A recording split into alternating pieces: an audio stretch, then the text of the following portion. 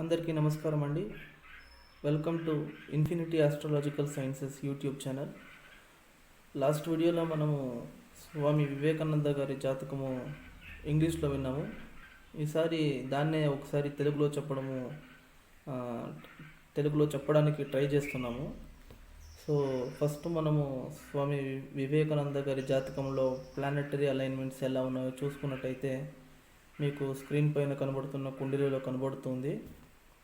స్వామి వివేకానంద గారు ధనుర్లగ్నంలో జన్మించారు.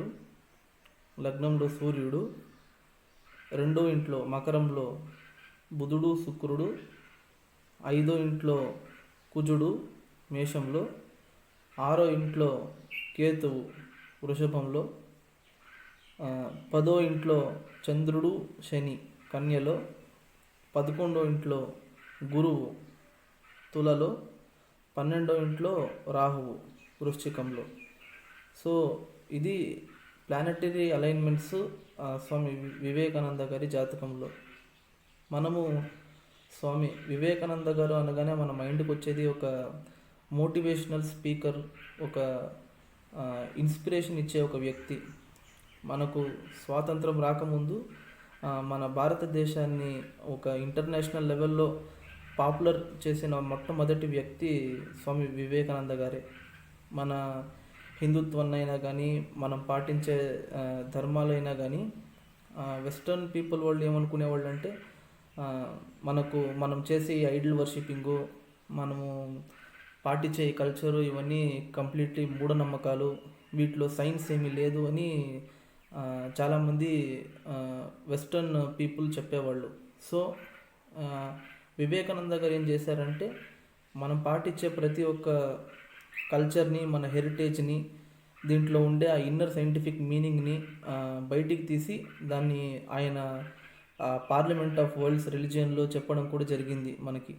తర్వాత ఆయన కండక్ట్ చేసిన వేరు సెమినార్స్లో ఇంగ్లాండ్లో, తర్వాత ఇలాంటి ఫారిన్ కంట్రీస్లో చాలా ఆయన పర్యటన చేసినప్పుడు మనం శివలింగానికి ఎందుకు నమస్కరిస్తాము, అభిషేకం అంటే ఎందుకు చేస్తాము, ఆ అభిషేకం చేయడం వల్ల ఆ అభిషేకం చేసిన తీర్థాన్ని భక్తులకు ఇవ్వడంలో సైంటిఫిక్ మీనింగు, తర్వాత ఇంటి ముందు కడపమాన్ మీద పసుపు రాస్తే ఆ పసుపులో ఉన్న యాంటీబ్యాక్టీరియల్, యాంటీబయోటిక్ క్వాలిటీస్ అవన్నీ వైరస్ నుంచి ప్రొటెక్షన్ ఎలా ఇస్తాయి, ఇలాంటి వాటి గురించి అంతా స్వామి వివేకానంద గారు చాలా విడమర్చి వెస్ట్రన్ పీపుల్కి చెప్పడం జరిగింది. సో మనము ఇప్పుడు అస్ట్రాలజికల్ పాయింట్ ఆఫ్ వ్యూలో చూసుకుంటే స్వామి వివేకానంద గారు అనగానే మనకు మైండ్లో ఒక పాజిటివిటీ అనేది ఫస్ట్ వస్తుంది మనకు. ఆయన ఎప్పుడు కొన్ని వాక్యాలు చెప్పేవారు ఏంటంటే అన్నీ పాజిటివిటీ గురించే. ఫర్ ఎగ్జాంపుల్ ఇప్పుడు ఆయన చెప్పేది ఒక స్లోగన్ ఉంది, అదేంటంటే strength is life, weakness is death అని. అంటే బలం ఉంటేనే జీవితము, బలహీనత వస్తే మనం చనిపోయినట్టే లెక్క అనేసి. సో అలాంటి ఒక మంచి ఇన్స్పిరేషనల్ థాట్స్, వర్డ్స్ ఇలాంటివన్నీ చెప్పడం వల్ల ఒక ట్రిగరింగ్ పాయింట్ అయింది మన ఫ్రీడమ్ ఫైటర్స్కి వివేకానంద గారి యొక్క ప్రవచనాలు అనేవి. ఇప్పుడు మనం చూసుకున్నట్టయితే వివేకానంద గారు మాట్లాడిన ప్రతి మాటలను ఒక ఎనర్జెటిక్ ఇన్ఫర్మేషన్ అనేది ఒకటి ఉండేది, ఒక మేల్కొలుపు, ఒక నిద్రపోతున్న వాడికి ధైర్యాన్ని ఇచ్చి మేల్కొల్పేంత ఒక టాలెంట్, ఆ ఇన్ఫర్మేషన్ అనేది 2 లైన్లలో ఆయన చెప్పేవారు. సో ఇలాంటి పాజిటివిటీని వివేకానంద గారికి ప్రసాదించింది ఏంటంటే లగ్నంలో సూర్యుడు. చూడండి మీరు, ఆయన లగ్నము ఏదంటే ధనుర్లగ్నము, ధనుస్సు యొక్క తత్వం ఏంటంటే అగ్ని. సో ధనుస్సు మనకి మూల నక్షత్రం 1వ పాదం నుండి ఉత్తరాషాఢ నక్షత్రం 1వ పాదం వరకు ఉంటుంది. సో సూర్యుడు కూడా ఈ ఉత్తరాషాఢ నక్షత్రంలో ఉండడం అనేది ఇక్కడ ఇంకా ఆ ఫైర్ని యాంప్లిఫై చేయడం అనేది జరుగుతూ ఉంటుంది. 9th లార్డ్ సూర్యుడు ఈ ధనుర్లగ్నానికి లగ్నంలో ఉండి అది ఉత్తరాషాఢ నక్షత్రంలో ఉండడం అనేది ఇంకా పెద్ద ఒక యాంప్లిఫికేషన్ ఫ్యాక్టర్ ఆఫ్ ఫైర్ అని చెప్పొచ్చు. మనము సూర్యుడిని చూస్తే మనకు ఏమనిపిస్తుంది? ఫస్ట్ ఒక బర్నింగ్, ఒక హీట్, ఒక ఎనర్జీ, లైట్. మనము సాధారణ కళ్ళతో కూడా సూర్యుడిని చూడలేము. సో ఈ ఉత్తరాషాఢ నక్షత్రం అనేది కూడా సూర్యుడి యొక్క నక్షత్రమే. సూర్యుడు యొక్క ఇది లాస్ట్ నక్షత్రం. మనకి సూర్యుడి నక్షత్రం ఫస్ట్ మనకి మేషంలో కనబడుతుంది, కృతిక నక్షత్రము. తర్వాత సింహంలో ఉత్తర పాల్గొని నక్షత్రము. తర్వాత ధనుస్సులో ఉత్తరాషాఢ నక్షత్రం కనబడుతూ ఉంటుంది. ఈ ఉత్తరాషాఢ నక్షత్రం అనేది సంస్కృతంలో దీనికి ఒక మీనింగ్ ఉందండి. ఉత్తర ఆషాఢ అని రెండు భాగాలుగా దీన్ని డివైడ్ చేయొచ్చు మనం. ఉత్తర అంటే లేటర్, ఆషాఢ అంటే విక్టరీ అనేసి, అంటే లేటర్ విక్టరీ అనేసి. ఇప్పుడు ఈయన గారి లగ్నం తీసుకున్నట్టయితే స్వామి వివేకానంద గారి లగ్నము 27 డిగ్రీస్లో ఫార్మ్ అవుతుంది ధనుస్సులో. అంటే fag end of the Dhanush రాశి. సో ఆ 27th డిగ్రీ వచ్చేసి ఉత్తరాషాఢ నక్షత్రం స్టార్టింగ్ పాయింట్. ఈ ఉత్తరాషాఢ నక్షత్రము సూర్యుడి నక్షత్రము, రాశి ఏమో ధనుర్రాశి. తర్వాత సూర్యుడు కూడా ఎక్కడున్నాడంటే ధనుస్సులో, వేరే ఏ నక్షత్రంలో కాదు, సూర్యుడు కూడా ఉత్తరాషాఢ నక్షత్రంలోనే ఉన్నారు. So sun is a fiery planet, ధనుర్రాశి is also a fiery sign, and Uttarashadha నక్షత్ర ఇస్ ఆల్సో ఏ ఫియరీ నక్షత్ర. సో అగ్నితత్వము ఈ మూడు చేరి ఆ ఒక ఎనర్జీ అనేది యాంప్లిఫై చేసేసింది. ఆ ధైర్యము, ఆ ఒక ఇన్స్పిరేషను, మోటివేషన్ అనేది మొత్తం సూర్యుడిచ్చిన ఫలితమే అది లగ్నంలో. ఆయన పర్సనాలిటీ చూస్తేనే మీరు అట్రాక్టివ్ పర్సనాలిటీ అంటారు. సేమ్ లైక్ సన్ను. ఇప్పుడు మనకు సూర్యుడు సోలార్ సిస్టంలో ఉన్నప్పుడు ఎలా అన్ని గ్రహాలని తన సెంట్రల్ పాయింట్ ద్వారా ఆకర్షిస్తాడో, centre of gravity for entire solar system మనకి ఏదైతుందంటే సన్నే. మొత్తం ప్లానెట్స్ సూర్యుడు చుట్టూనే తిరుగుతూ ఉంటుంది. అలాంటి ఆ ఆకర్షణ, ఆ అట్రాక్షన్ అనేది సూర్యుడే కల్పిస్తాడు. ఎలాంటి వారైనా సరే వివేకానంద గారి పర్సనాలిటీ చూడగానే ఒక అట్రాక్టివ్ ఫీలింగ్, ఒక పాజిటివ్ ఆరా, వీటన్నిటిని ప్రసాదించేది ఎవరంటే సూర్యుడు లగ్నంలో ఉండడం వల్లే. తర్వాత చూసుకున్నట్టయితే మీరు సెకండ్ హౌస్లో బుధుడు శుక్రుడు ఉన్నారు. బుధుడు ఏం సూచిస్తాడంటే మనకి నర్వస్ సిస్టము, మన స్పీచ్, మన వాక్కు, మన నాలుక, మన పళ్ళు, మనము మాట్లాడే విధానము, మన విద్య, వీటన్నిటిని బుధుడే సూచిస్తాడు. తర్వాత శుక్రుడు ఏం సూచిస్తాడంటే ఒక అట్రాక్షన్ను, ఒక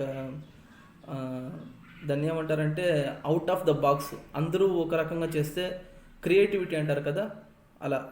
ఇప్పుడు మామూలు కార్స్ మనం ఏదైతే టయోటా వాడతాము, లేకపోతే మారుతి వాడతాము, టాటా ఇలాంటివి వాడతాం. బట్ శుక్రుడు అంటే completely different range. Benz, Lamborghini, Ferrari ఇలాంటి ఒక లగ్జూరియస్ క్లాస్ అంటారు కదా, అలాంటిది. తర్వాత ఈ ఆర్టిస్టిక్ క్వాలిటీస్, సంగీతము, డ్యాన్స్, ఆర్ట్స్, ఇలాంటివన్నీ, వీటన్నిటిని శుక్రుడు సూచిస్తాడు. సో ఈ రెండు గ్రహాల కలయిక మనకి రెండో ఇంట్లో ఉంది. మనకి రెండో ఇల్లు దేని సూచిస్తుందంటే స్పీచ్, ఆ తర్వాత వెల్త్, అక్యూములేటెడ్ వెల్త్. మన కుటుంబంలో ఉన్న వాళ్ళు కానీ, లేకపోతే మన పెద్దలు సమకూర్చుకున్నటువంటి వెల్త్ కానీ, వీటన్నిటిని సూచించేది సెకండ్ హౌస్. అలాంటి సెకండ్ హౌస్లో మెర్క్యూరీ, వీనస్ అనేది కలిసి ఉన్నారు వీళ్ళిద్దరూ. బుధుడు శుక్రుడు కలయిక మనకి రెండో ఇంట్లో కనబడుతుంది. సో బుధుడు శుక్రుడు వీళ్ళు నైసర్గికంగానే శుభగ్రహాలు. ఆ తర్వాత వీళ్ళిద్దరూ ఉండేది వచ్చేసి శనీశ్వరుడి ఇంట్లో. శని, శుక్రుడు, బుధుడు వీళ్ళు ముగ్గురును మిత్రులే ఒకరికొకరు. సో అక్కడ వీళ్ళిద్దరూ చాలా కంఫర్టబుల్గా ఫీల్ అవుతున్నారు. ఆ తర్వాత కేవలం శుక్రుడు ఒకడు బాగున్నంత మాత్రాన రికగ్నిషన్ అనేది మనిషికి రాదు. శుక్రుడు బాగున్నట్టయితే అఫ్కోర్స్ వాళ్ళకి కళలు, మ్యూజిక్, ఆర్ట్స్ ఇలాంటివన్నీ చాలా బాగా నేర్చుకునే అవకాశం ఉంటుంది. కానీ శుక్రుడు ఒక్కడు బాగున్నంత మాత్రాన రికగ్నిషన్ అనేది రాదు. రికగ్నిషన్కి మనకి మెయిన్గా కావాల్సి ఉండేది వచ్చేసి సూర్యుడు. ఎందుకంటే ఏ గ్రహాన్నైనా మనం టెలిస్కోప్లో చూడాలంటే దానికి సూర్యుడు సహకరిస్తేనే చూడగలము. సూర్యుడి లైట్ ద్వారానే మనం వేరే గ్రహాన్ని చూడగలుగుతాము. సపోజ్ సూర్యుడు అనేవాడే లేకపోతే వేరే గ్రహాలు మనకి కంటికి కనిపించదు. వేరే గ్రహాలు మన ఈ పొజిషన్లో ఉన్నాయని మనం చెప్పలేము టెలిస్కోప్ ద్వారా చూసి. సో ఎక్కడి నుంచో మీరు శనీశ్వరుడి దగ్గరికి వెళ్ళి చూసినా సూర్యుడు సూర్యుడులానే ఉంటాడు. భూమి నుంచి చూసినా సూర్యుడు మండుతూనే ఉంటాడు, మెర్క్యూరీ నుంచి చూసినా మండుతూనే ఉంటాడు. So anywhere any point in the solar system మీరు చూసినా సూర్యుడు అనేది ఒక సెంటర్ ఆఫ్ అట్రాక్షన్. ఆ లైట్ అనేది మనకి ప్రతి ఒక్క గ్రహము ఫీల్ అవుతూనే ఉంటుంది. మీరు చూడండి, ఏ మనిషి ఏ సెలబ్రిటీ జాతకాన్నైనా తీసుకోండి మీరు, అందులో ఏ గ్రహాలు ఎలా ఉన్నా బట్ సూర్యుడి పవర్ మాత్రం ఎక్సలెంట్గా ఉంటుంది. నేను చెప్పేది స్థానబలం మాత్రం కాదు. కోర్స్ కొందరు సెలబ్రిటీస్ చార్ట్స్లో సూర్యుడు నీచబడడం కూడా జరుగుతుంది. బట్ సూర్యుడు నీచబడినంత మాత్రాన సూర్యుడు బలహీనుడు అని మనం చెప్పడం కుదరదు. ఎందుకంటే షడ్బలాలు చూడాలి మనము, ఆ తర్వాత నీచభంగము జరిగిందా లేదా చూడాలి, నవాంశ పొజిషన్ చూడాలి, ఇంకా చాలా ఫ్యాక్టర్స్ ఉన్నాయి కన్సిడర్ చేయడం. బట్ ఒక మెయిన్ పాయింట్ ఏంటంటే సూర్యుడు అనేవాడు ఒక మనిషి బర్త్ చార్ట్లో బాగుంటే naturally they will attract name and fame any of the field. వాళ్ళు పర్టికులర్ ఫీల్డ్లోనే వాళ్ళకి నేమ్ రావాలని ఏం లేదు. కానీ ఇప్పుడు రాజకీయాలు తీసుకోండి, కళలు తీసుకోండి, ఇప్పుడు నార్మల్ ఒక వర్కింగ్ ఎన్విరాన్మెంట్ తీసుకుంటే కూడా, ఒక కంపెనీ తీసుకుంటే కూడా ఆ కంపెనీలో ఒక నోన్ పర్సన్ ఒక ఆయన ఉంటాడు.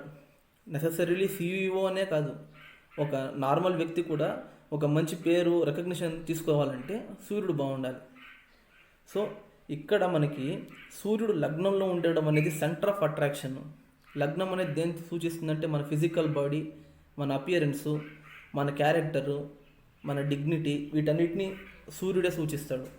అలాంటి సూర్యుడు లగ్నంలో ఉండడం అనేది మనము మనుషుల్ని చూసేటప్పుడు దేన్ని చూస్తాం మనము? వాళ్ళ అవుటర్ పర్సనాలిటీనే చూస్తాం మనం. వాళ్ళ ఇన్నర్ పర్సనాలిటీ, వాళ్ళ ఆత్మ, వాళ్ళ మనసు, వీటన్నిటిని గమనించేంత శక్తి మనకు లేదు. కోర్స్ దాన్ని గమనించవచ్చు. ఒక మనిషి దగ్గరగా ట్రావెల్ అయినప్పుడు మనకి వాళ్ళ క్యారెక్టర్ ఏంటి, వాళ్ళ మానసిక స్థితిగతులు ఏంటి, వీటన్నిటిని తెలుసుకోవచ్చు. బట్ అవుటర్ పర్స్పెక్టివ్ అనేది ఎవరైనా చూడండి, లగ్నాన్ని చూసే మనము చెప్పాలి దాన్ని. అందుకే లగ్నం అనేది అంత ప్రామినెంట్ రోల్ ప్లే చేస్తుంది. ఎవరి ఇన్నర్ క్యారెక్టర్ని మనం డిసైడ్ చేయలేము. ఇన్నర్ క్యారెక్టర్ డిసైడ్ చేయాలంటే చాలా టైం పడుతుంది.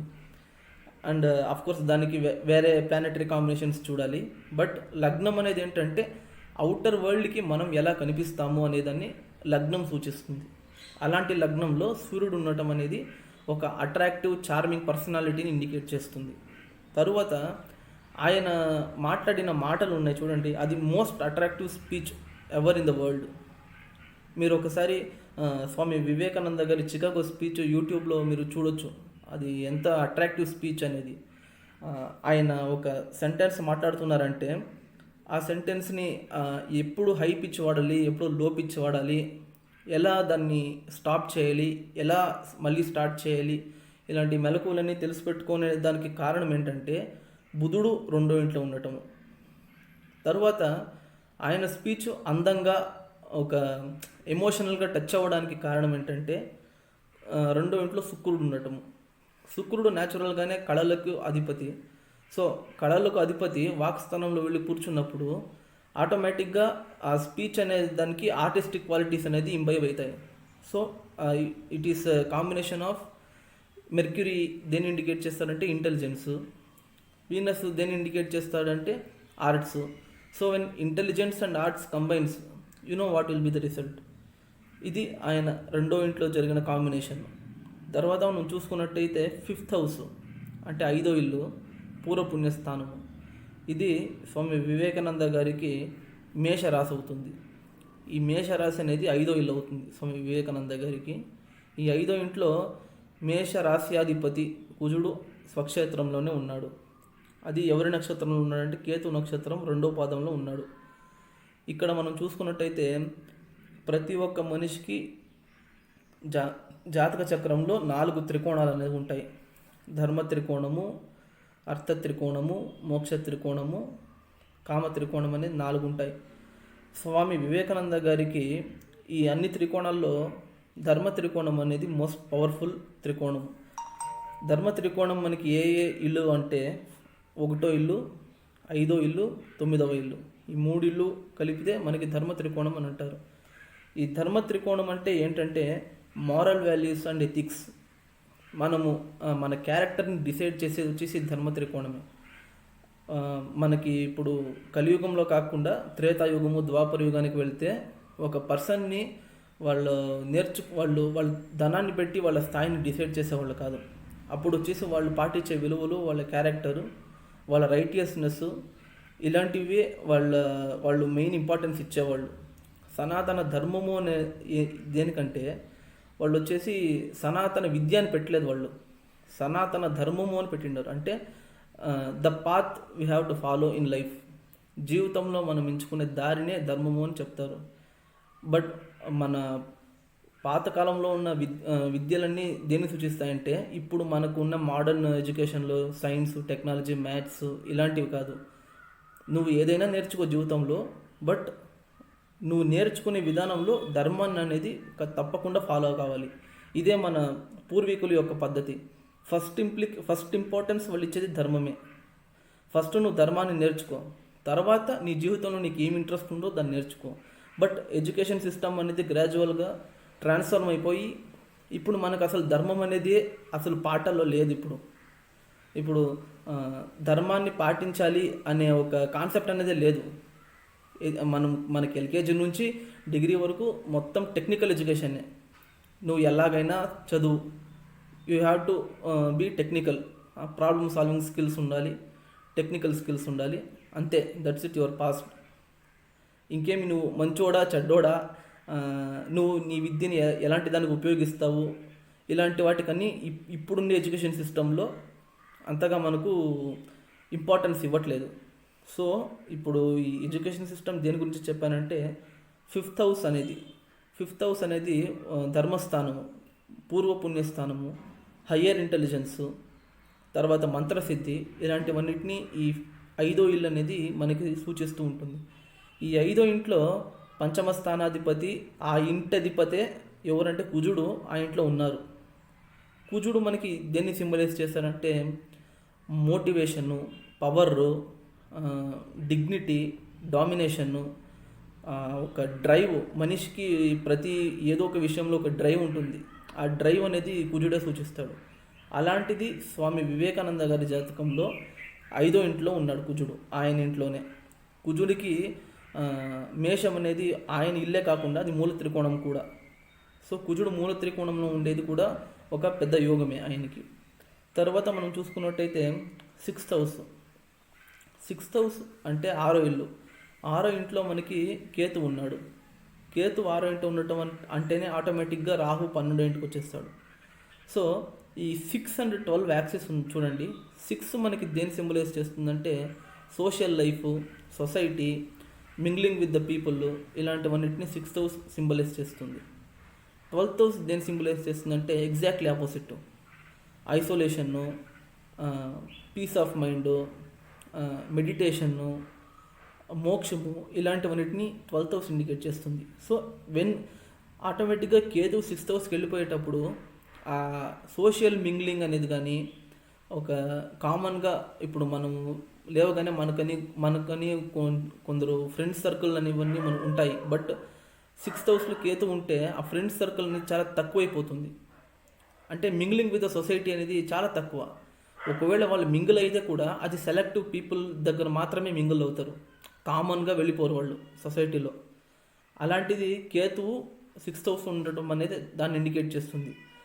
ఆ తర్వాత కేతు 6th హౌస్కి వెళ్ళిపోగానే రాహు 12th హౌస్లో ఏం సూచిస్తుందంటే 12th హౌస్ అనేది మనకు ఐసోలేషను, స్పిరిచువాలిటీ, మోక్షస్థానము, వ్యయస్థానము, డిటాచ్మెంటు, ఒక ఆధ్యాత్మిక జీవనము, ఇలాంటివన్నిటిని మనకి రాహు 12వ ఇల్లు సూచిస్తుంది. అలాంటి 12వ ఇంట్లో రాహు ఉంటే రాహు మనకి ఏ ఇంటికి వెళ్తే ఆ ఇంటి ఒక క్యారెక్టరిస్టిక్స్ అనేది యాంప్లిఫై చేసేస్తారు. ఈ యాంప్లిఫికేషన్ ఏం జరిగిందంటే స్వామి వివేకానంద గారి జాతకంలో మనస్సు అనేది ఫిజికల్ థింగ్స్ మీద పోకుండా ఎటర్నల్ థింగ్స్ మీద వెళ్ళేలా చేసింది రాహువు. మీరు చూసుకున్నట్టయితే ఆయనకి రాహు దశ కూడా నడిచింది కంప్లీట్గా. 18 ఏళ్ళు రాహు దశ ఆయనకి నడిచింది. ఎప్పుడంటే 1874 to 1892. ఈ దశలోనే ఆయనకి ఆ స్పిరిచువాలిటీ పైన తీసుకెళ్లే ఒక దశ ఈ రాహు దశ. దాని గురించి తర్వాత మాట్లాడుకుందాం మనము. సో ఆరో ఇంట్లో కేతువు, 12వ ఇంట్లో రాహు అయిపోయింది. తర్వాత 10వ ఇంట్లో చంద్రుడు శని. మనం ఈ కాంబినేషన్ గురించి కూడా మాట్లాడుకోవాలి. నార్మల్గా మూన్ అండ్ సాటర్న్, చంద్రుడు శని కనుక కంజంక్షన్ అయితే దాన్ని మనము విషయోగం కింద పరిగణిస్తాము. విషయోగం అంటే చంద్రుడు జలాన్ని సూచిస్తాడు, శని వచ్చేసి ఇనుము, మెటల్స్ ఇలాంటివి సూచిస్తుంది. సో ఆటోమేటిక్గా జలం వెళ్ళి మెటల్స్ని తాకినప్పుడు రస్టింగ్ అనేది ఫార్మ్ అవుతుంది. సో ఈ కాంబినేషన్ అనేది అంతగా మంచి కాంబినేషన్ కాదు అని అంటారు. బట్ మనం ఇక్కడ మూన్ అండ్ సాటర్న్ మాత్రమే చూడకూడదు, వాళ్ళ లార్డ్షిప్ కూడా చూడాలి. ఇక్కడ చంద్రుడు ఏ ఇంటి అధిపతి? 8వ ఇంటి అధిపతి. శని వచ్చేసి 2వ ఇంటి అధిపతి, ఆ తర్వాత కర్మకారకుడు. శని వచ్చేసి మాసెస్ ఇండికేట్ చేస్తుంది. మాసెస్ అంటే కొన్ని కోట్ల జనాలు, ఒక పెద్ద కంపెనీ, కొన్ని కంపెనీస్ ఉంటాయి కదండి, ఇప్పుడు గూగుల్, ఫ్లిప్కార్ట్ ఇలాంటివి. ఒక ఒక 50,000, 1,00,000 జనాలు పనిచేసే ఎంప్లాయీస్ ఉండే కంపెనీస్, ఇలాంటివన్నిటిని శని సూచిస్తుంది. ఒక గవర్నమెంట్ అంటే ఇప్పుడు సెంట్రల్ గవర్నమెంట్ ఆఫ్ ఇండియా కింద ఎందరు వర్క్ చేస్తూ ఉంటారు? ఒక 3 lakh 4 lakh పీపుల్ వర్క్ చేస్తూ ఉంటారు. అలాంటివన్నిటిని శనే సూచిస్తుంది. ఆ తర్వాత మూన్ ఏం సూచిస్తుందంటే మైండ్, మనసు. ఒక పీపుల్ ఎమోషనల్ థింకింగ్ అనేది, ఎమోషనల్ లెవెల్ ఎట్లుంటుంది అనేది అంతా మూను మనకి సూచిస్తుంది. సో ఆటోమేటిక్గా మూను శని ఒక ఇంట్లో కనుక కంజంక్ట్ అయితే బెనిఫిక్గా ఉండి, అది వచ్చేసి మనకి ఎబిలిటీ టు ఇన్ఫ్లుయెన్స్ మాసెస్ అనేది ఒక ఎబిలిటీ అనేది మనకి క్రియేట్ అవుతుంది. ఇప్పుడు స్వామి వివేకానంద గారు మాట్లాడిన మాటలో ఒక్కరినో ఇద్దరినో ఇన్ఫ్లుయెన్స్ చేసినవి కాదు, కొన్ని కోట్ల జనాలను ఇన్ఫ్లుయెన్స్ చేసినవి. ఆ తర్వాత అది ఇప్పటికీ ఉన్నాయి. ఈరోజు కూడా ఆయన చనిపోయి 100 ఏళ్ళకు పైన అవుతున్నా ఇప్పటికి కూడా ఆయన మాట్లాడిన మాటలు మనకి తెలుస్తున్నాయి. మనకి ఆయన స్వామి వివేకానంద కోట్స్ అంటేనే మనకు వస్తున్నాయి ఇప్పుడు కూడా. అలాంటి మాటలు మాట్లాడడానికి, అంతమందిని ఇన్ఫ్లుయెన్స్ చేయడానికి కారణం వచ్చేసి ఈ moon and Saturn combination in 10th house. 10th house అంటే మనకు తెలుసు కదా, కర్మస్థానము. ఒక మనిషి తన జీవితంలో సంపాదించుకునే పేరు, గౌరవము, ప్రఖ్యాతి, కీర్తి, ఇలాంటివన్నిటిని 10th house ఇండికేట్ చేస్తుంది. అలాంటి 10th houseలో మూన్ అండ్ సాటర్న్ అనేది ఒక పెద్ద యోగము. బట్ ఇక్కడ మనం ఇంకో విషయం గమనించాలి. 10thలో సాటర్న్ ఉండటం అనేది కారకో భావనాశయ అనే ఒక సూత్రం కింద వస్తుంది. అంటే ఒక ఇంటి కారకత్వం ఉన్న గ్రహము ఆ ఇంట్లో వెళ్ళి కూర్చుంటే ఆ ఇల్లు నాశనం అయిపోతుందని మనకి పరాశర మహర్షి బృహత్ పరాశర హోరాశాస్త్రంలో వివరించబడింది. ఫర్ ఎగ్జాంపుల్, ఇప్పుడు సూర్యుడు పితృకారకుడు 9వ ఇంటికి వెళ్తే పితృస్థానంలో ఉంటే, సో వాళ్ళ తండ్రికి కొడుక్కి బాగుండదు. ఆ తర్వాత తండ్రికి ఉండే ఆ విలువలు ఇలాంటివన్నీ కొడుకు పట్టించుకోడు, లేకపోతే తండ్రి చనిపోతారు. ఇలాంటివన్నీ కొన్ని ఉన్నాయి డిక్టమ్స్. అవి వేదకాలంలో నడిచేవేమో కానీ ఇప్పుడు కంప్లీట్లీ చేంజ్డ్. అలాగే ఇక్కడ చూడండి, మనకి స్వామి వివేకానంద గారి జాతకంలో 10th house కర్మస్థానంలో కర్మకారకుడు శనీశ్వరుడే ఉన్నాడు. సో అక్కడ కారకో భావనాశయ జరగాలి. కారకో భావనాశయ జరిగితే అసలు వివేకానంద అంటే ఎవరనే తెలియకూడదు మనకి 10th హౌస్లో కనుక అది జరిగితే. ఎందుకంటే 10th హౌస్ ఇండికేట్ చేసేది ఏంటంటే నేము, ఫేము, రికగ్నిషన్ను, రెప్యుటేషన్ను, ఇలాంటివన్నీ మనకి 10th హౌసే ఇండికేట్ చేస్తుంది. అలాంటి 10th హౌస్లో శని కనుక ఉంటే, కారక భావనాశయ జరిగితే, సో అప్పుడు మనకి వివేకానంద అనేవాడు ఇప్పుడు చరిత్రలోనే ఉండకూడదు. అది ఇక్కడ జరగలేదు. ఈ పాయింట్ మనం ఇక్కడ గమనించుకోవాలి. నెక్స్ట్ 11th హౌస్కి కనుక వెళ్తే మనము హౌస్ ఆఫ్ ఫుల్ఫిల్మెంట్ అంటే 11వ ఇల్లు వచ్చేసి దేన్ని సూచిస్తుందంటే మన కోరికలు నెరవేరడం, మనం లైఫ్లో ఏమైనా ఎక్స్పెక్ట్ చేసేది ఫుల్ఫిల్ అవుతాయా లేదా అనేది 11th హౌస్ డిసైడ్ చేస్తుంది. ఇప్పుడు ఫర్ ఎగ్జాంపుల్ కొందరికి కొన్ని గోల్స్ ఉంటాయి, అంబిషన్స్ ఉంటాయి. ఇప్పుడు ఐఐటి పాస్ కావాలి నేను అంటే ఆ ఐఐటి పాస్ అయ్యేది ఫుల్ఫిల్ అవుతుందా లేదా అనేది 11వ ఇల్లు డిసైడ్ చేస్తుంది. అలాంటి 11వ ఇంట్లో లగ్నాధిపతి ఉన్నాడు. సో లగ్నాధిపతి మనకి ఏ ఇంట్లో ఉన్నా ఎంత పవర్లెస్గా ఉన్నా కూడా ఆయన ఎప్పటికీ బెనిఫికే. ఆయన ఏ ఇంటికి వెళ్ళినా ఎలాంటి చెడు గ్రహాలు చూడబడినా, ఎలాంటి చెడు గ్రహాలతో ఉన్నా కూడా, కంజంక్ట్ అయినా కూడా లగ్నాధిపతి అనేవాడు చెడు చేయడు. ఆయన మేలు చేయకపోయినా చెడు మాత్రం చేయడు. సో 11th హౌస్లో లగ్నాధిపతి ఉండడం అనేది ఆయన ఫుల్ఫిల్మెంట్కి ఒక మంచి పాజిటివ్ ఇంపాక్ట్ తీసుకొచ్చిందని మనం చెప్పుకోవచ్చు. సో ఇది ఆయన ప్లానెటరీ కాంబినేషన్స్. మీరు చూసుకున్నట్టయితే ఆయనకి చంద్రదశ 1863 నుంచి 1867 వరకు బాల్యంలో జరిగిపోతుంది, ఒక 5 ఇయర్స్. తర్వాత కుజదశ 1867 టు 1874. ఇప్పుడు ఈ ఈ దశలోనే ఆయనకి దేవుడి మీద ఆసక్తి అనేది పెరిగింది. ఎందుకంటే కుజుడు మనకి దేన్ని సూచిస్తాడంటే పంచమాధిపతి. ఆ తర్వాత కుజుడు కూడా అగ్నికారకుడు. అగ్ని దేన్ని సూచిస్తుందంటే ధర్మాన్ని సూచిస్తుంది. ధర్మము అంటే మనం వి యాట్రిబ్యూట్ ధర్మ టు ఫైర్. మనం ధర్మ త్రికోణం చూసుకున్నట్టయితే కాలపురుష చక్ర ప్రకారము మేషము, సింహము, ధనుస్సు అవుతుంది. ఈ 3 రాసులు అగ్నితత్వ రాసులే. ఎందుకు ధర్మాన్ని అగ్నిని లింక్ చేశారు అని అంటే, మనం చేసే ప్రతి ఒక్క ధర్మ కార్యాలకిను మనం హోమము హవనాలు చేస్తూ ఉంటాము. ప్రతి ఒక్క ధర్మ కార్యానికి మీరు పెళ్ళి తీసుకోండి, చనిపోయాక జరిగే కార్యం తీసుకోండి, గృహప్రవేశం తీసుకోండి, ఎలాంటి మంచి కార్యాలైనా కానీ మనం ధర్మబద్ధంగానే చేస్తాము. పురోహితుల్ని పిలిచి హోమాన్ని ఆచరిస్తాము. హోమంలో మనము యజ్ఞము చేసేటప్పుడు అగ్ని వెలిగిస్తాము. అగ్నిదేవుణ్ణి అక్కడ మనము ఆవాహనం చేసి మనము ఇవ్వబోయే మనం సమర్పించే థింగ్స్ అనేవన్నిటిని అగ్నిదేవుడు దేవతలకి సమర్పిస్తాడని ఒక నమ్మకము మన హిందుత్వంలో. సో ఎందుకు అగ్నిదేవుడే ధర్మాన్ని ఆచరిస్తాడు అంటే, లేదంటే ధర్మాన్ని సూచిస్తాడు అంటే, అగ్నిదేవుడు మనము ఏమైనా ఒక ఇంప్యూరిటీని మీరు అగ్నిలో వేయండి, ఇంప్యూరిటీస్ ఏమున్నది బర్న్అవుట్ అయిపోతాయి, బూడిద కింద అయిపోతుంది, అది ఖాళీ బూడిద అయిపోతుంది.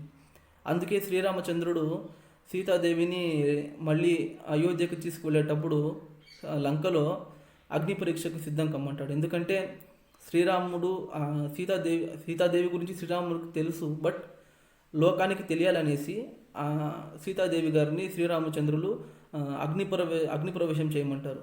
సో సీతాదేవి అగ్నిలో ప్రవేశించినప్పుడు ఆవిడ చీర కూడా అంటుకోదు. ఎందుకంటే ఆవిడ అంత ప్యూర్ సోల్, అంత పవిత్రంగా ఉన్నారు కాబట్టి అగ్నిలో ఆమె దహించలేదు.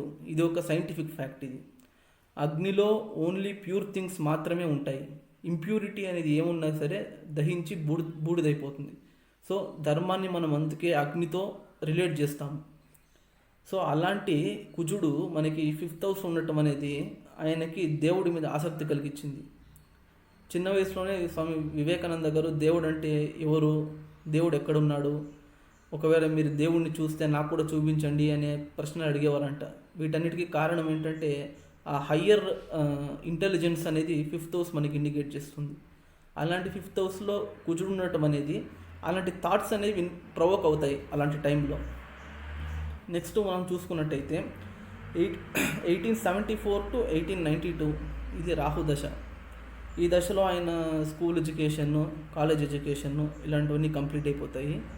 ఆయన జీవితంలో ఒక ల్యాండ్ మార్క్ ఏంటంటే, కాలేజ్ లాస్ట్ డే సెలబ్రేట్ చేసుకునేటప్పుడు గ్రాడ్యుయేషన్ డే ఆయన తండ్రి గారు చనిపోతారు. అది ఒక ల్యాండ్ మార్క్ ఆయన జీవితంలో. సో ఇది ఎందుకు జరిగింది, మనకి ఇప్పుడు ఆస్తులు, డబ్బు ఇవన్నీ పోతే కూడా మళ్ళీ లైఫ్లో ఏదో ఒక స్టేజ్లో సంపాదించుకోవచ్చు. అవన్నీ reversible things. But father, mother, brother, wife, చిల్డ్రన్ను వీళ్ళంతా ఒక్కసారి చనిపోయాక ఇర్రివర్సిబుల్. అది మనం పర్మనెంట్ లాస్ కింద తీసుకోవాలి మనం. ఇప్పుడు మనీ కనుక పోతే మనకు తెలీదు, రేపు నాడు ఏమో జరిగి మనకి దేవుడు అనుగ్రహం ఉంటే మళ్ళీ రావచ్చు మనకి మనీ. బట్ మనుషులు ఒకసారి వెళ్ళిపోతే అది మనం పర్మనెంట్ లాస్ కిందే చూడాలి. అలాంటి పర్మనెంట్ లాస్ని దేన్ని ఇండికేట్ చేస్తుందంటే 12 ఇల్లు ఇండికేట్ చేస్తుంది. 12 ఇల్లు డిటాచ్మెంట్ని ఇండికేట్ చేస్తుంది. డిటాచ్మెంట్ అంటే మనం ఇప్పుడు బతుకుతున్న ఈ ప్రపంచం మాయా అనేది మనకి 12 ఇల్లు సూచిస్తుంది. అది ఒక సిమ్యులేటర్ తర ఒక ప్రోగ్రామింగ్. మనం ఇప్పుడు ఒక ప్రోగ్రామింగ్లో ఉన్నాం. ఇది రియల్ కాదు, ఇది మాయా, దీని నుంచి బయటికి రా అనేది మనకి 12 ఇల్లు సూచిస్తుంది. అలాంటి 12 ఇంట్లో రాహు ఉండటం అనేది ఇంకా పెద్ద యోగం అది. యోగము అంటే ఫిజికల్గా అది దోషము, బట్ స్పిరిచువల్ పీపుల్కి, ఎవరైతే ఆధ్యాత్మిక ఆనందాన్ని పొందాలనుకుంటున్నారో వాళ్ళకి అది ఒక పెద్ద యోగము. మీరు చూడండి, ఈ 12వ ఇంట్లో రాహు ఉన్నాడు. ఈ 12వ ఇంటి అధిపతి అయిన కుజుడు కూడా చూస్తున్నాడు. సో రాహు ఉండటం అనేదే యాంప్లిఫికేషన్ ఫ్యాక్టర్. రాహు ఏ ఇంట్లో కనుక మనకు ఉంటే ఆ ఇంటి సిగ్నిఫికేషన్స్ అనేవన్నిటిని యాంప్లిఫై చేస్తాడు. అట్ ద సేమ్ టైం 12వ ఇంటి అధిపతి 12వ ఇంటిని చూస్తున్నాడు. సో ఇంకా ఎనర్జీ అనేది ఇంకా చాలా ఇంక్రీజ్ అయిపోతుంది అక్కడ.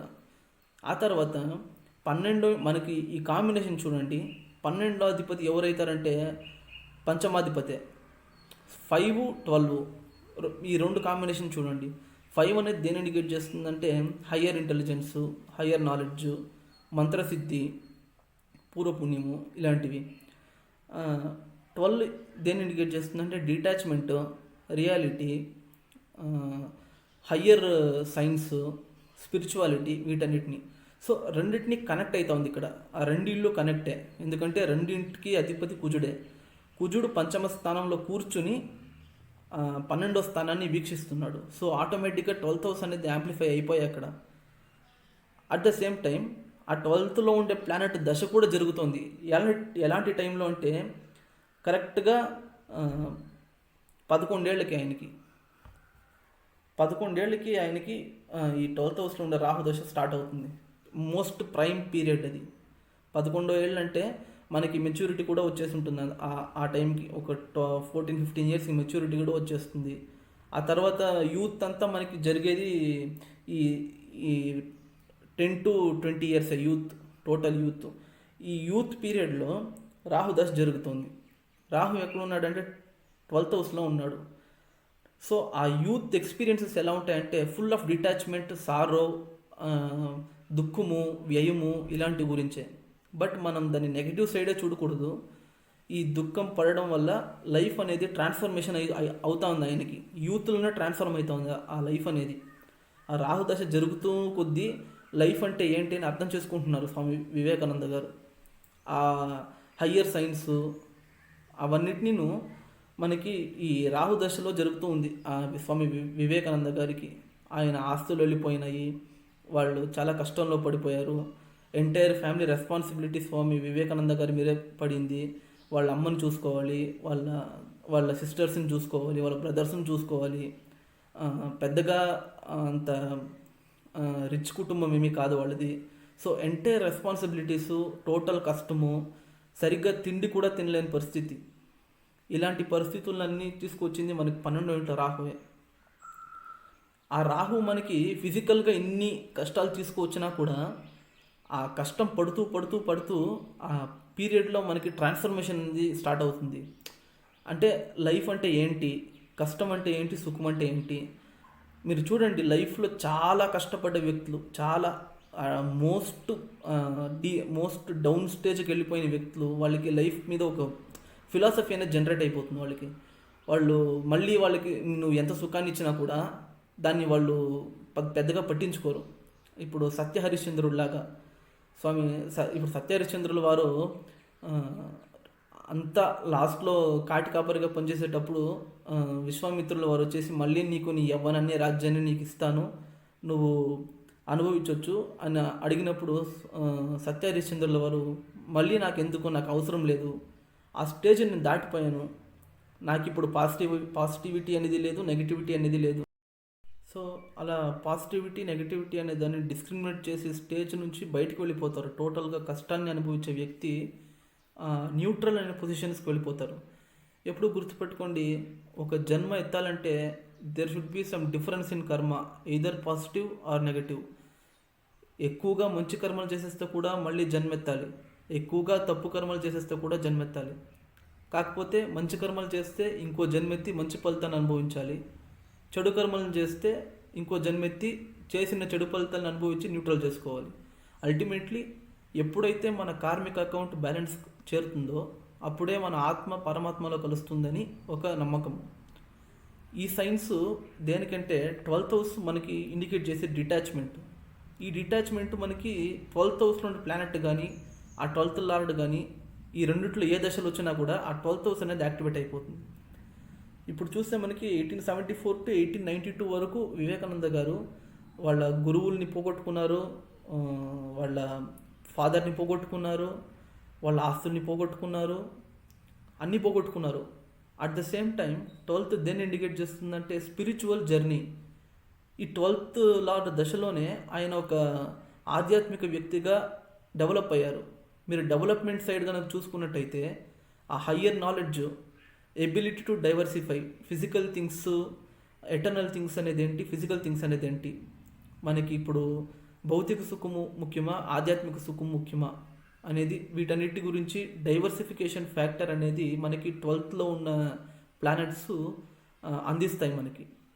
సో ఈ రాహుదశ మనకి చూసుకున్నట్టయితే స్వామి వివేకానంద గారి జీవితంలో 1874 నుంచి 1892 వరకు జరిగింది. ఇమ్మీడియట్లీ ఆ రాహుదశ అవగానే జూపిటర్ దశ నడుస్తుంది, అంటే లగ్నాధిపతి దశ, గురు దశ. మీరు చూడండి ఇక్కడ ఈ కాంబినేషన్ ఎలా ఉందో. రాహు ఏంటంటే కంప్లీట్ 12th హౌస్లో ఉన్నారు, జూపిటర్ ఏంటంటే కంప్లీట్ 11th హౌస్లో ఉన్నారు. So first 18 years complete detachment ఇచ్చేసింది, తరువాత next 16 years complete fulfilment. Vivekananda గారికి ఆ ట్రాన్స్ఫర్మేషన్ అయ్యి మనసులో మొత్తగా నాకు జీవితంలో ఏం కావాలి అనే దాన్నంతా రాహు లైఫ్లో ఒక లెసన్లా నేర్పించేసి వెళ్ళిపోతాడు. ఇమ్మీడియట్లీ ఆ కష్టాన్ని అనుభవించిన నెక్స్ట్ దశే ఫుల్ఫిల్మెంట్ దశ. అప్పుడు గనక స్వామి వివేకానంద గారు నాకు ఇన్ని ఆస్తులు కావాలి, బిల్డింగులు కావాలి, డబ్బు కావాలి, వంశం కావాలి, పెళ్లి చేసుకోవాలి, పిల్లల్ని కనాలి అనుకుని ఉంటే అవి కూడా జరిగేవి. బట్ అవి జరగలేదు, ఎందుకంటే ఆయన పడ్డ కష్టం అలాంటిది. ఆయనకు ఆ ట్రాన్స్ఫర్మేషన్ వచ్చేసింది 12th లార్డ్ దశలో. సో ఆటోమేటికలీ ఫుల్ఫిల్మెంట్ దశలో స్వామి వివేకానంద గారి మైండ్ ఆ ఫిజికల్ థింగ్స్ మీద పోకుండా ఎటర్నల్ థింగ్స్ పైన వెళ్ళిపోయింది. ఆయన కోసం ఒక్క ఆస్తి కూడా సంపాదించుకోలేదు. బట్ స్వామి రామకృష్ణ పరమహంస గారి పేరు మీద మఠాన్ని స్థాపించారు. ఈవెన్ ఆయన పేరు మీద కూడా ఆయన ఏ మఠాన్ని స్థాపించలేదు. స్వామి వివేకానంద మఠాన్ని స్థాపించలేదు. ఆయన completely dedicated and devoted to guru. Swami Ramakrishna Paramahamsa గారి పేరు మీద మఠాన్ని స్థాపించారు, శిష్యులకి విద్య నేర్పించారు, సన్యాస మార్గంలో నడిచారు. ఆ తర్వాత ఆయన ఫుల్ఫిల్మెంట్ ఏంటంటే నేను డెవలప్ అవ్వడం కాదు, నా నుంచి దేశానికి ఏదైనా ఉపయోగపడాలి అనే ఒక మేజర్ కాజ్, ఒక హయ్యర్ పర్పస్ కోసం ఆయన హిందుత్వాన్ని మన ప్రపంచంలో తెలియజేయాలనేసి కాన్ఫరెన్స్కి వెళ్తారు. ఆయన పార్లమెంట్ ఆఫ్ వరల్డ్స్ రిలీజియన్స్కి, ఎప్పుడంటే గురుదశలో. ఆయన అనుకుంటారు ఏంటి, నేను వెళ్ళి నా హిందుత్వం అంటే ఏంటి అనేది ఈ ప్రపంచానికి చాటి చెప్పాలని జస్ట్ మైండ్లో అనుకుంటారు, అంతే. ఫుల్ఫిల్మెంట్ అనేది జరిగిపోతుంది ఉంటుంది. చూడండి 11 గ్రహము గురువు లగ్నాధిపతి ఉన్నాడు. లగ్నాధిపతి దశ 1892లో స్టార్ట్ అవుతుంది. ఇమ్మీడియట్లీ ఆయన 1893లోనే వెళ్ళిపోతాడు అమెరికాకి. ఆయన ఫుల్ఫిల్మెంట్ అనేది చూడండి మీరు. ఆయన గనక ఫిజికల్ థింగ్స్ని కనుక కోరుకున్నట్టయితే ఫిజికల్ థింగ్స్ జరిగేవి. బట్ ఆయన దాన్ని కోరుకోలేదు. ఆయన కోరుకునేది వేరే, మన దేశాన్ని ప్రపంచంలో డిఫరెంట్గా చూపించాలి. మనము మూఢనమ్మకాలు ఫాలో అవ్వట్లేదు, మన నమ్మకాల్లో కూడా సైంటిఫిక్ మీనింగ్ ఉంది అని దేశానికి చెప్పడం అనేది ఆయనకు ఒక హయ్యర్ పర్పస్. ఆ పర్పస్ని ఫుల్ఫిల్ చేసింది గురుదశలోనే, గురువే. చూడండి 1892లో రాహుదశ ఎండ్ అయిపోతుంది. ఇమ్మీడియట్లీ 1893 సెప్టెంబర్ కల్లా ఆయన చికాగోలో వరల్డ్ పార్లమెంట్ రిలీజియన్స్లో మాట్లాడుతూ ఉన్నారు, చికాగో స్పీచ్లో హిందుత్వం గురించి. ఆ తర్వాత ఆ స్పీచ్ ఎలాంటి స్పీచ్ అంటే ఆ ఒక్క స్పీచ్ ఆయన లైఫ్లోనే టర్నింగ్ పాయింట్. వివేకానంద గారు ఎవరని ఆ తర్వాత అంతకుముందు ఏం తెలియదు, అసలు వివేకానంద గారు ఎవరనే తెలియదు. కానీ ఈ 11th సెప్టెంబర్ 1893 తర్వాత ఓన్లీ వివేకానంద. ఇండియా అంటే వివేకానంద, వివేకానంద అంటే ఇండియా, అంతే. టోటల్ ఎంటైర్ దేశానికి రిప్రజెంటేటివ్ అయిపోయారు స్వామి వివేకానంద గారు. ఈవెన్ మహాత్మా గాంధీ గారికి తీసుకోండి, సుభాష్ చంద్రబోస్ గారికి తీసుకోండి, భగవత్ సింగ్ తీసుకోండి, ఎవరైనా తీసుకోండి, అందరికీ ఇన్స్పిరేషన్ స్వామి వివేకానంద గారే. స్వతంత్రం రాకముందే పుట్టారు. ఆయన పెద్దగా ఏమీ జీవించలేదు. ఆయన ఆయుష్ కూడా జస్ట్ 39 ఏళ్లే. బట్ ఆయన పేరు ఒక 200 ఏళ్ళు, ఒక మనిషి 200 ఏళ్ళు బతికినా కూడా అంత పేరు చేయలేరు ఎవరు. అంత పేరు చేసి వెళ్ళిపోయారు ఆయన. ఆ తర్వాత ఆయన చనిపోవడం కూడా ఆయన చనిపోవడం అని అనుకోకూడదు, దాన్ని నిర్వికల్ప సమాధి అంటారంట. అంటే ఏంటో నాకు తెలీదు స్పష్టంగా. బట్ ఆయన నాకు ఈ లైఫ్ చాలు అనుకుని వెళ్ళిపోయారు అంతే. ఆయన అది కమిటింగ్ సూసైడ్ అని కాదు, ఆయన లైఫ్ పర్పస్ అయిపోయింది, నాకు ఇంకా ఈ లైఫ్ అవసరం లేదు అని అనుకొని ఆయన సమాధి స్టేట్కి వెళ్ళిపోయారు.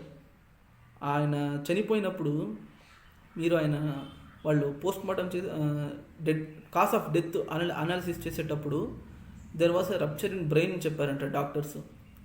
అంటే దాని అర్థం ఏంటంటే మనకి పీనియల్ గ్లాండ్ దగ్గర బ్రహ్మరంధ్రం మనకు ఒక హోల్ ఉంటుంది. ఒక మనిషి స్పిరిచువాలిటీలో హైయెస్ట్ స్టేట్ అచీవ్ చేసేటప్పుడు ఆ పైనుండే సహస్రార చక్రం యాక్టివేట్ అయ్యి అక్కడ హోల్ పడుతుందని చెప్తారు. సో స్వామి వివేకానంద గారు చనిపోయే రోజు కూడా పొద్దున్నే 3 గంటలకు లేచి శిష్యులకి ప్రసంగాలు ఇచ్చి విద్య నేర్పించి తర్వాత 7 గంటలకు వెళ్ళి 9 గంటలకు వెళ్ళి పడుకున్నారంట. పడుకునేటప్పుడు నన్ను ఎవరు లేపకండి, డిస్టర్బ్ చేయకండి అని చెప్పేసి వెళ్ళి పడుకున్నారంట. అది కూడా పంచాంగంలో చూసి ఎప్పుడు మంచి రోజో చూసి ఆ తర్వాత వెళ్ళి పడుకున్నారంట. పడుకున్న తర్వాత నిద్రలోనే ఆయన సమాధి స్టేట్కి వెళ్ళిపోయారు. దీన్ని బట్టి మనకేమర్థమవుతుందంటే 11వ లార్డ్ దశ ఫుల్ఫిల్మెంట్ అంటే ఏంటంటే just fulfilment of physical desires అనే కాదు, నాకు మోక్షం కావాలనేది కూడా ఫుల్ఫిల్మెంటే. ఆయనకి మోక్షం కావాలి అని అనుకున్నారు, అది ఫుల్ఫిల్ అయిపోయింది ఆ దశలో. ఆయన గురుదశలో ఎప్పుడు 1902 వరకే ఉండేది గురుదశ, ఇంకా 1908 వరకు ఉండే ఆయనకి. ఈ ఇంకా 6 సంవత్సరాలు మిగిలింది గురుదశ, అయినా ఆయన ఆ గురుదశను అనుభవించలేదు. ఆయన మోక్షం కోసం తప్పించారు, మోక్షాన్ని పొందారు. సో ఇది నాకు తెలిసినంత వరకు వివేకానంద స్వామి వారి జాతక విశ్లేషణ. ఇందులో ఏమైనా తప్పులు నేను కనుక చేస్తున్నట్టయితే దయచేసి నన్ను మన్నించండి. తదుపరి వీడియోలో ఇంకొకరి జాతకం విశ్లేషణ చేస్తాం. Thank you. మీకు గనక ఈ వీడియో నచ్చినట్లయితే లైక్ చేయండి, షేర్ చేయండి, సబ్స్క్రైబ్ చేసుకోండి. ధన్యవాదాలండి. Thank you.